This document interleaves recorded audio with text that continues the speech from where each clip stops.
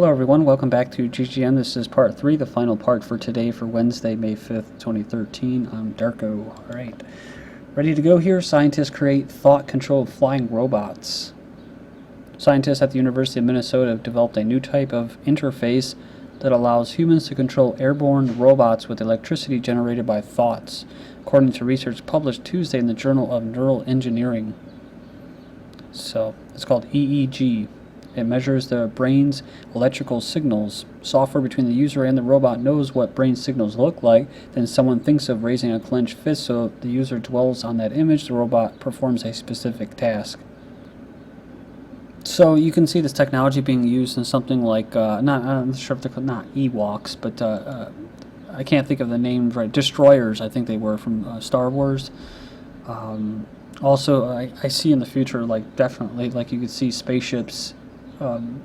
Intergalactic type spaceships using this type technology where you're actually part of the machine where you're hooked up into it and you don't actually push buttons and all that. You steer it and all that with your mind. Of course, that begs the question, what do you need humans for then, right?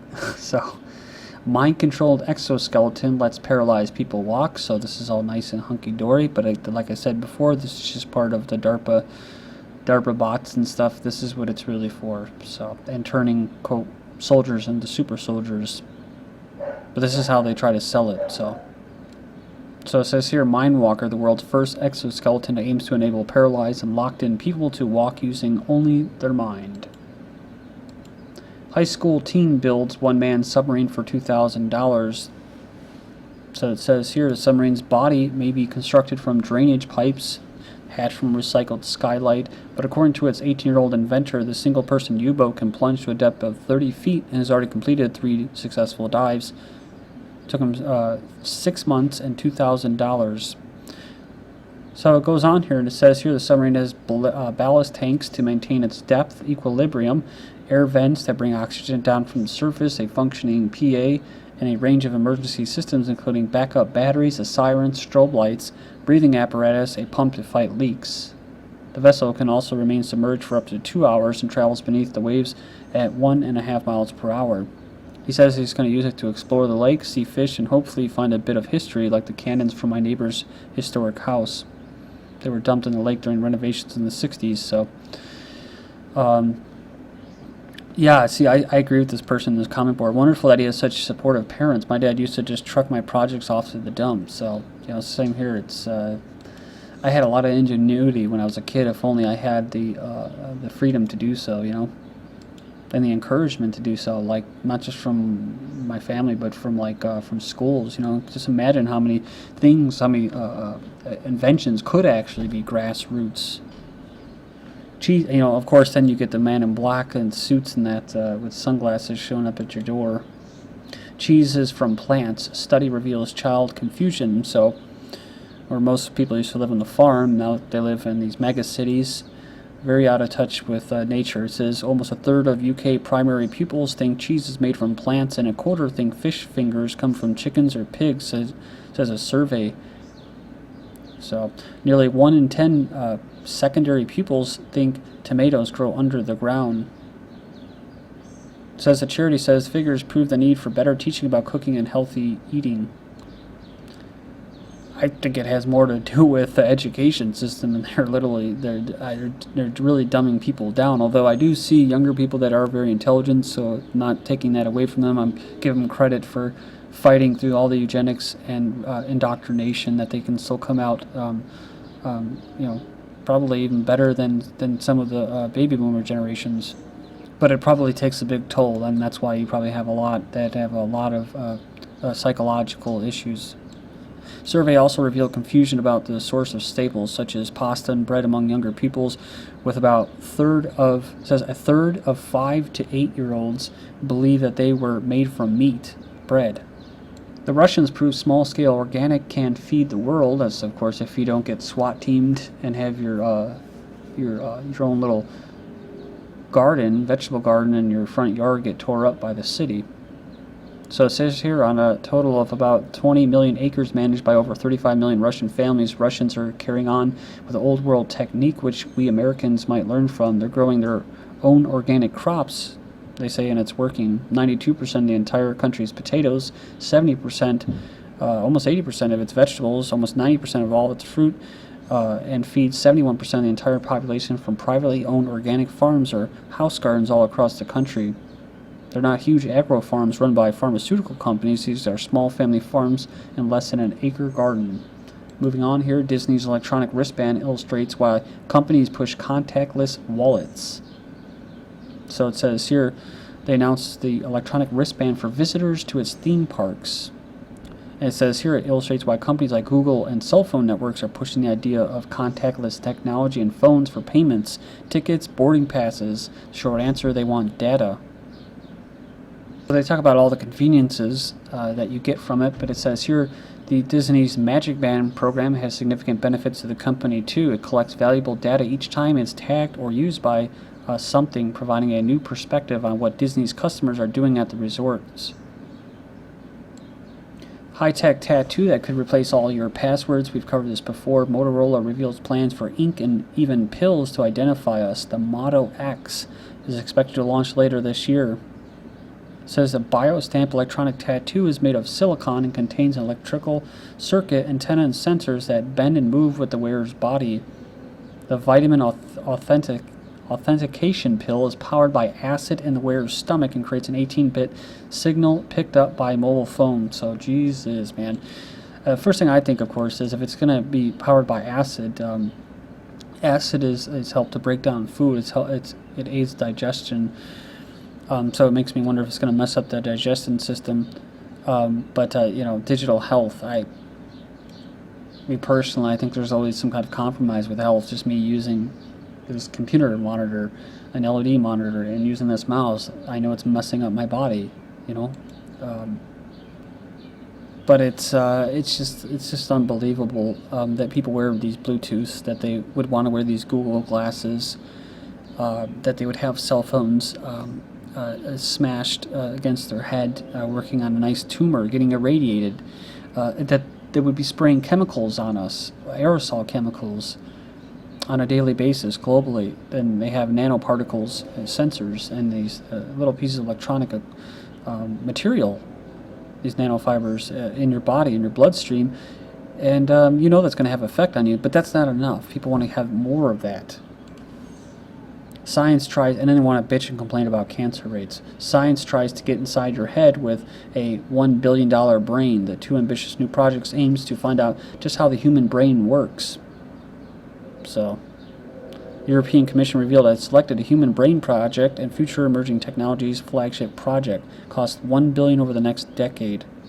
Looking at to build a computer simulation of a human brain. So they want us. Me personally, I think the psychology. That's what psychology was also really about. It was about controlling the masses. I think Edward Bernays and the advertising industry kind of displayed that. Look like how I mentioned last week or earlier this week about how education and entertainment, advertising have actually helped defeat the entire planet of humans. So whoever the powers may be.